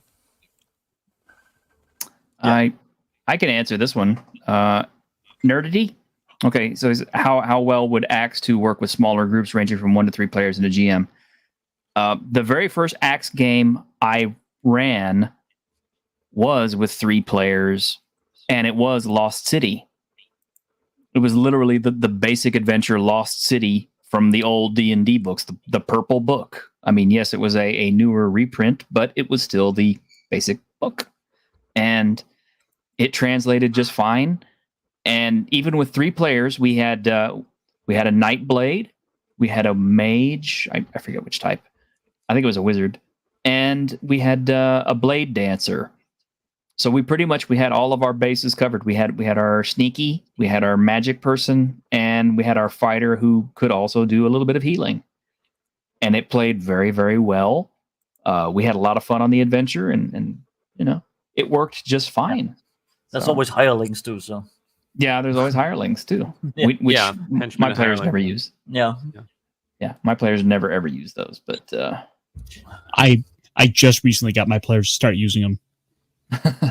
I want to get my players to use them, but they won't. But I do want to point out something right here that I thought was really, really cool. It's kind of a nod to Alex on this one. You have fish sauce listed on here, which in the Roman world was garum. Am I right? That's right. So that is cool. That is a good historical detail. I like that. I only know about that from Tasting History with Max Miller. I knew you would. Great series. Great guy. It is a great series. Don't they not know the correct recipe? So it's a bit like the kryptonite in Superman 3. Basically. Yeah. I suspect that original garum probably varied depending on from person to person or from individual households. So that's why they couldn't pin down an exact recipe for it. Yeah, that does makes sense. ACKS have Greek fire? It does, yeah. There's Nice. There's both military oil that you can buy as well as Greek fire launchers you can get for your ships. Nice. Does it Man, have like the standard that oil that you can throw that just is overpowered at level 1? It just destroys. Absolutely, it does. It's one of everyone's favorites. Yeah. That said, we have scatter rules, so if you miss, it scatters and it can fall on your party. And if you roll a natural 1, you set yourself on fire with it. Oh, Nice. So we keep it fun. Yeah. Cool. prostheses, because yes, you have some nasty tables. Yep. Did you see scroll down? That's one of my favorite rules in the game. Revealing. Characters with clean limb bodies gain a +1 bonus to seduction reaction rolls when wearing the armor. Why they do not gain this bonus while naked or in revealing clothes of an ordinary sort is still being researched by the sages of the Tower of Knowledge. It's like that bulletproof nudity rule from GURPS. Yep. Yeah. Oh my gosh. I like that. Man, look at all the different armor types. I like big armor types. One big thing about ACKS is I did a lot of research into laminated linen armor, which most games treat as cloth or leather, like really low AC, crappy armor. But it was actually really amazing armor that could. It was every bit as good as chainmail, and so and interestingly enough, it turned out to cost about the same amount as chainmail to make. So so that made me fired up because I was actually able to simulate the Macedonian troops finally. Yeah. Plus, druids would probably love it. Yeah, sure. Yeah, the special revealing. I'm a really big fan whenever people can break down armor into giving it all kinds of different benefits and penalties and stuff for all of it is, because I've said this more than once. Most players, when they're first checking out equipment tables, they're looking for biggest, heaviest armor, stop the most stuff, and biggest, heaviest weapon, kill the most stuff. Mm-hmm. So. How about an ACKS Fantasy Asia supplement? Then you can have like cool samurai armor and stuff. Yeah. So I've thought about that a lot. That my concept is a Shigeru Daimyo Shogun, and it would be set in Warring States, Japan. Yeah. In Goku era. Yeah, and so you'd have the 6 core classes. You know, you'd have like Bushi, Shugenja, ninja, et cetera, et cetera. Like, I think it could be really good. I wouldn't do like generic Asian. I would do very targeted specifically to Japan. Like, I think, you know, I think where people go wrong is they're like, oh, it's all the same. It's like, no, it's totally different, you know? Yeah. Yeah. If you target it to Japan, you can have like cool like yokai monsters and like stuff like that. So yeah. Exactly. Oh, hell with that. I want to see the Korean dragon turtle boats. Right? Yeah, Korea is cool too. You could do Hawaii Knights and things like that, but it just doesn't have ninjas. So yeah. Have you thought about any sort of fantasy race to put in with there? I'm sorry, say again? Have you thought about any sort of fantasy race to add with that sort of setting? Oh, you know, yeah. like sort of a dwarf or an elf. Yeah, so I think I would do the Korobakuru from Oriental Adventures are an actual Japanese mythic, you know, little people. So I think they would be good. And then what I would probably do is do Henji Yokai as the other class. And what I was thinking about doing is that all of the human casters would use the ceremonial magic rules from heroic fantasy, and I would incorporate those in. And so you'd have different traditions of ceremonial magic where they use trinkets and rituals to do their spells. And then the Henji Yokai could be actual sorcerers who can do sort of magic as we're more used to it because they were supposed to have these sort of supernatural powers. I thought that would be pretty cool. Yeah. No, I'd love that. I would love the hell out of that. I would buy the hell out of that. I was making a setting like that once, but the problem I ran into with like making the yokai a player race is then how do you differentiate them from like the monster race? So I kind of came up with like civilized yokai and like feral yokai, and the feral ones were like the monsters. So like a feral oni is like, you know, the 10-foot tall, like, you know, the berserking like giant with the club, and then like, you know, a civilized oni, like he might only be like 7 foot tall, but you know, he's smarter and like, you know. Okay. Now, I do have a really quick, silly question. I've had to deal with this before, but it's good for the audience to know this. But you have prices listed by classes. So what are the classes? Oh, okay, yeah. So every urban settlement in the game is given a market class. So class 6 is a little hamlet. Class 1 is something like Rome or Constantinople. And the class of the market that your character is purchasing goods in determines the maximum amount of items you can purchase. So, you know, if you're in a little hamlet and you're like, I want to buy all of their military oil, which is 10 gold pieces a flask, you're like, okay, well, like one dude has 1 flask that he'll sell you, but like that's just all there is, and it doesn't matter how much gold you have because they just don't have any. Whereas if you're in, you know, the capital city of Ara, you could buy 300 flasks of military oil without issue. Nice. And this becomes this actually table probably sees more use than virtually any other table in the game, because, you know, as you get more and more powerful, you know, you're like, well, I just raised an army of 100 mercenaries and I want to get them all in plate armor. And you're like, oh heck, that's going to take a while. We'd better go to a bigger city, et cetera, et cetera. Yeah, I like that. It also kind of okay. I guess I better ask. With that in mind, are you actually going to be working on an actual city setting and like a big city? I mean, like one of my favorite things that from the past that I used to love was City State of the Invincible Overlord. And I would love to see more people actually just building just the big giant cities that, you know, GMs can use, not just as a source of, you know, in-game entertainment and everything, but also just for being able to look up encounters very quickly and markets and trinkets and things like that, and adding new things to their game. Yeah, so I already did that with the Capital on the Borderlands, which is the city gazetteer of the largest city in the Borderlands. Okay. And it's got 5 different city districts. Each city district has, you know, about 10 or so points of interest. It's got a gladiatorial arena with 3 competing gladiatorial schools, a tower of knowledge for wizards, 2 different temples for the priests, 2 different rival thieves guilds that are fighting each other for control of the city. There's a whole sewer. There's a whole sewer area, which is adventurers, you know, against the creatures that live in the sewers, and the thieves guilds that operate down there. It's got random encounter tables for each different district, day and night. It's got random rumor tables for when you talk to the NPCs. And it's also got a dynamic city building system so that all of the buildings that aren't predefined, you can randomly roll to determine what they are, what they're built like, you know, and it even takes into account like what district are they in, helps determine what type of building it is, tells you the occupants, random generation for the occupants. So I love that kind of thing. Awesome. I am now up on the Drive-Thru RPG page to buy it. Yeah, it's Capital of the Borderlands. Yeah. Capital of the Borderlands. Okay, I'm gonna find that thing. Yeah, it's good fun. It's good fun. It has a lot of really delightful story hooks. Doppelgangers, death cultists, devil boars infiltrating, et cetera, et cetera. And it's a mere $25 for the soft color book. Yeah, Awesome. I'm buying it now. one of the fun things about the city that I did was one of the NPCs I actually started off before, sort of like the premise of the book is that he was killed and restored to life, and had a really bad role in the tampering with mortality table. So it's like this cool thing where you interact with him and you're like, oh, maybe I don't want to get raised from the dead. This is kind of horrific. So. I'll also provide a link in the chat to the Autark website for the Capital of Borderlands for anyone who does want to buy it there as well. Yeah, and I should say, so in ACKS II's Judge's Journal, what I did is I wrote an entire chapter telling you how I created Capital of the Borderlands, like with all the underlying math for like how many books are in the library and how much coin is in the city banks and things like that.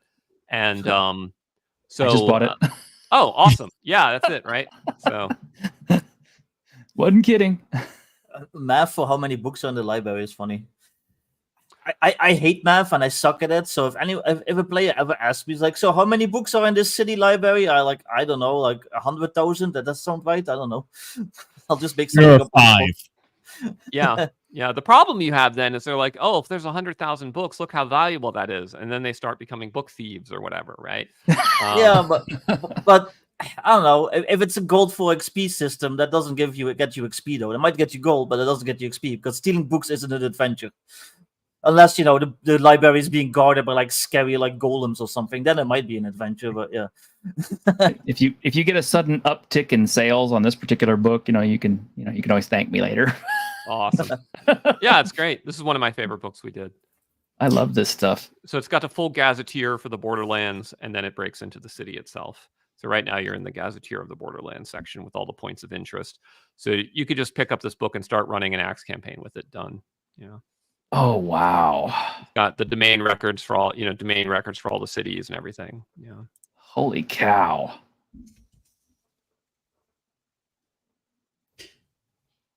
Yeah, I've seen this before.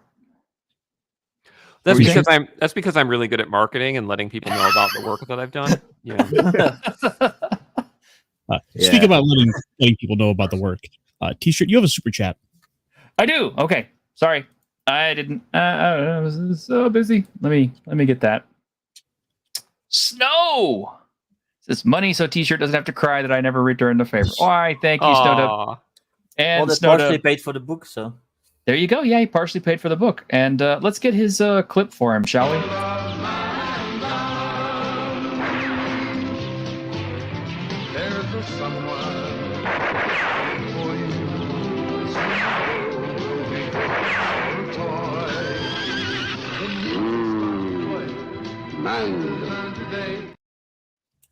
I'm just kidding. That's actually the wrong clip, but we did that on purpose.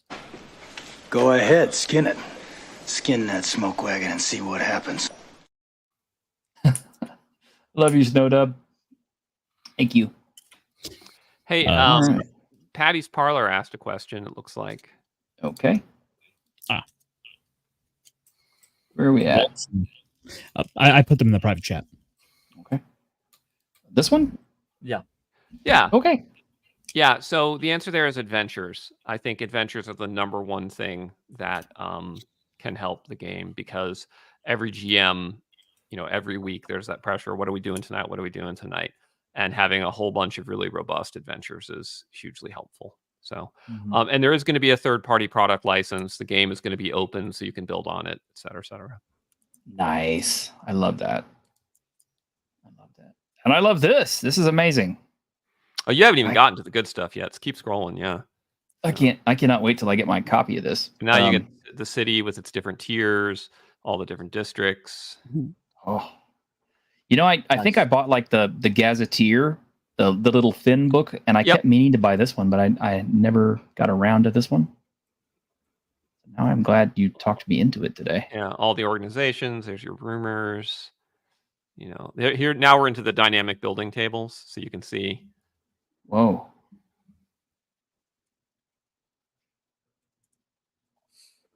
This is the kind of stuff I need.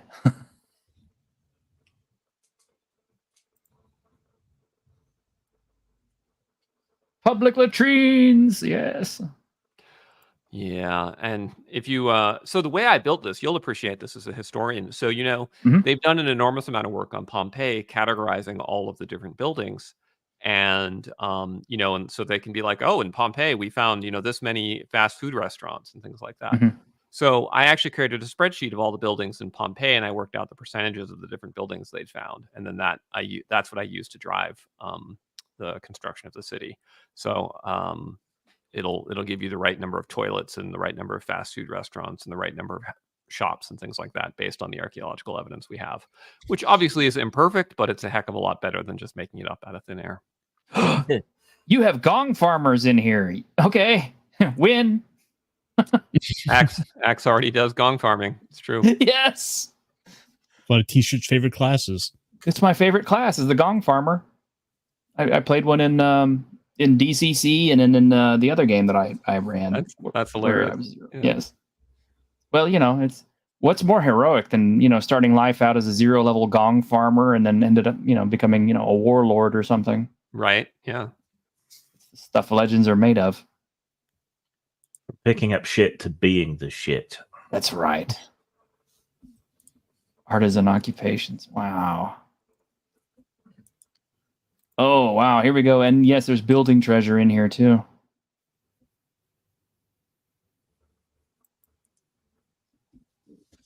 Yeah, you guys out there in the audience, make sure you pick this up if you want something super detailed, because look at this. Yep. Now you're into the random encounters for the city. Yeah. Shabbily dressed man. Pages of them. Yep. Pages of them. Yeah. Now, are these encounters based on the various regions, or is this just for the whole city? So what it is there's an encounter table for the whole city, and then the higher level encounters only occur at night because you add plus 30 to the die roll at night, and then the middle tier of encounters actually refer you to a separate table per neighborhood. So you have like stuff that'll happen in the day, stuff by neighborhood, stuff that happens by night. Giant crab spider attacks. Oh yeah, that's in the sewers. Yeah. Yeah, because we needed a separate encounter table, obviously, when you're in the sewers.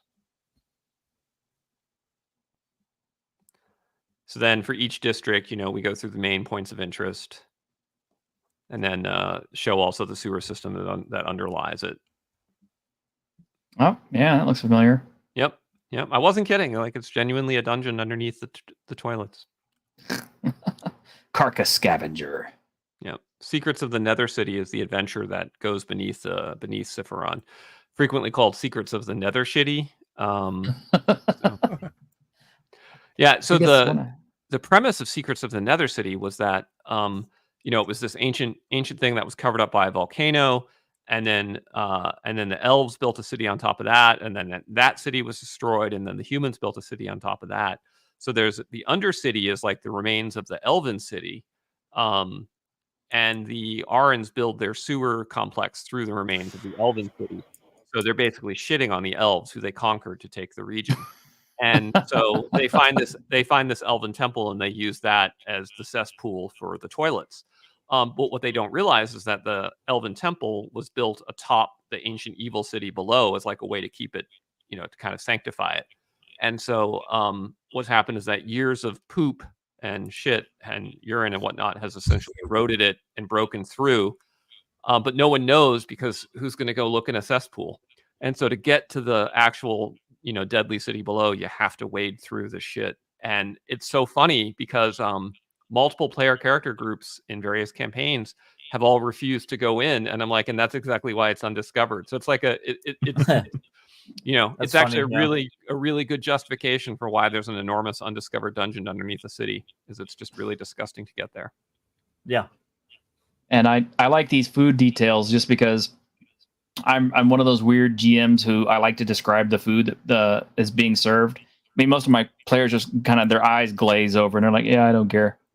Oh But- man, you should see Sinister Stone of Sakara. I actually have a random decadent Imperial banquet table with multiple courses. I think I actually have that one. Yeah, yeah, I'm the same. I love that kind of detail. I feel like it brings the Yeah. world to life. Yeah. I agree. I really need to find a group to play it with that will really enjoy it, but I like my friends too, so Yeah, and all the food is, by the way, based on authentic Roman cuisine. So yeah, I noticed that. yeah, and no it's- tomatoes and stuff. It's all like what they actually ate. And it sounds delicious too, because I mean, come on, fried cucumbers drizzled with honey. Nom nom nom. Nom nom. Yeah, I'd eat that. Oh, Grim Jim has a pretentious wine table. That's amazing.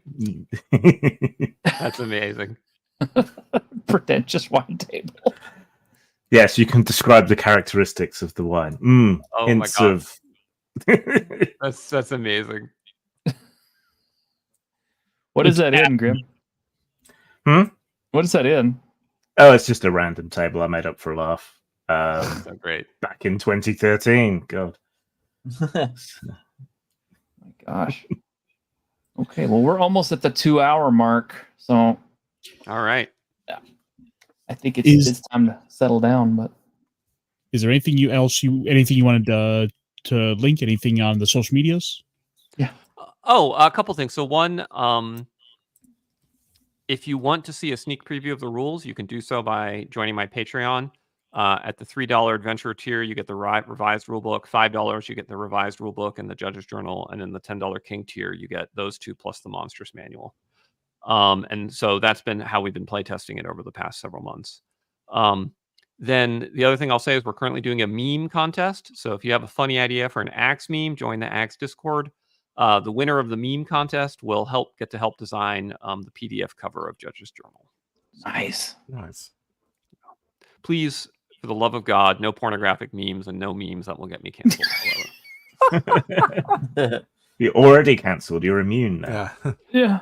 I'm just waiting. There's going to be like 20. Which way, Western man? And it's like, axe. Yep. I hope so. I mean, I think it'll be funny. Yeah. Yeah. The judge book has class creation rules. The judge book has class creation, magic spell creation, magic type creation, and race creation. Monstrous manual has monster creation. So the full toolkit is sort of open on the back end. Oh, and this is a good question to kind of finish out with. So where's the next stop on the ACKS II World Tour? Oh, let's see. It is. It might be Natural Ones on Monday. No, we did that last week. Oh, okay. Was it? Yeah, it was last week, right? Yeah. Yep. Okay. So tomorrow I will be on doing a podcast with Che Webster, which is going to be good fun. And then the next one after that is I will be, let's see, 17, is I will be on with Legend of Myth at 6 p.m. on Friday. And then I will be on the Reactionary Mr. Max on Saturday and Mildra the Monk on Sunday. Yep. Nice. And I'll also be on the Legion of Myth stream for some reason. I'm told You're the always Legion of there. Myth stream is very intense, so I'm Yes. stressed about it. It's That's intense. It's intense like camping. Yeah. Okay. Yeah. It's mostly just Intense. all of it's mostly just all of venting and Yes. drinking. Wait, I have something for that, Greg. Should I drink beforehand or during? Like, should I have alcohol? Either works. Yeah. I'd say it's more intense like a circus, but yeah. Yes. Yeah. That's accurate. Clown show. Those guys. Got it. with me, monkey lad. That's about the way you can describe it. Yeah. Okay, great. I'm sure that will go very well for me. Well, All right. we'll try to behave. Lies. All right, Lies and everybody. treason. Well, thank you for hanging out with us today and making it an extra long one. Usually we're only going for an hour, but I'm very grateful that you went the extra hour with us, and I'm sure Grim is probably like, please shut up, T-shirt. I want to go to bed. But Yeah. He'll throw something at your head. he probably will. I mean, he's GMing tomorrow, so he'll Yes. my character might end up dead. Uh-oh. And what are we Fine. playing tomorrow? We're playing Hero Quest, the Gloranthan one, not the board game. Yeah. Cool. All right. So there you go, guys. We'll look forward to seeing you tomorrow. And of course, Tuesday with Ironcaster and I, and possibly Harmony, because I think she liked the show and then she wants to be on it again. So she may become a regular on our Tuesday shows. Woot. That would just be horrible. I know. Just having a little bit of estrogen on here. But Well, I'm on sometimes. yeah, but you're our token black guy, Victor. No, I'm just making. I'm just saying that I'm. No, never mind. I didn't know Victor was black. Yeah, Yeah. He's honorary. yeah. Huh. I'm honorary black. Yeah. Okay. That's Some okay. people just tweets or something. I don't know. Yeah. I'm a Mexijufrican, literally Yeah. by I don't even genetics. want to know how big T-shirt's fro is. His fro has got to Are be you out really? of control. Yes, I really am. I'm I'm- Hispanic, but I also have Jewish and African bloodlines. I'm Greek Italian, so it's just like, Greco-Roman. Oh, so ACKS was pretty much just you investigating your family's history. So, Yeah, I actually genuinely come from a long line of white male oppressors. My family, my family used to rule the islands of Paxus, Antipaxus, Mykonos, and 4 others. It's called the Aftanasea, the 7 Isles of the Ionian Sea. And we managed to piss the peasants off so much that they murdered the lord, burned down the chateau, and we had to flee to Romania. So, My Dutch surname is actually based on a Greek island because my ancestor was a Greek mercenary that ended up in the Netherlands, and then he probably is the guy that burned my house down. yeah, it might have been. Yeah, They hired him to take care of the Macrises. oh my gosh, Alexander's great ancestors oppressed and killed mine probably because I'm pretty sure I have some Carthaginians in my bloodline back there. It's probably where the Northern African comes from. Oh, that makes sense, actually. Yeah. Yeah. You're like Punic. It's kind of Yeah. cool. Yeah. Related to Admiral Kimmel, who was in charge of the base at Pearl Harbor, and he was blamed for Pearl Harbor, having apparently known about it, but he was exonerated by President Clinton. So that's my lame claim to fame. like That's Jimmy cool. Kimmel. Are you from a military family? I am. Oh, yeah. Awesome. Yeah, both grandparents.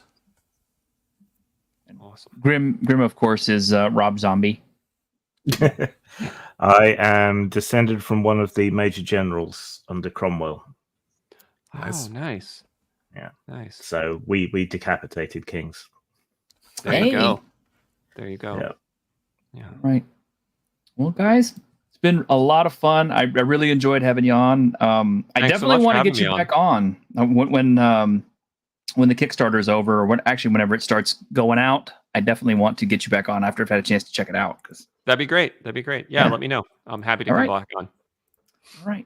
Until then, we will see you guys later. Thank you very much. Dag iedereen, tot de volgende keer. Bye bye. Now comes the 5-minute extra. How's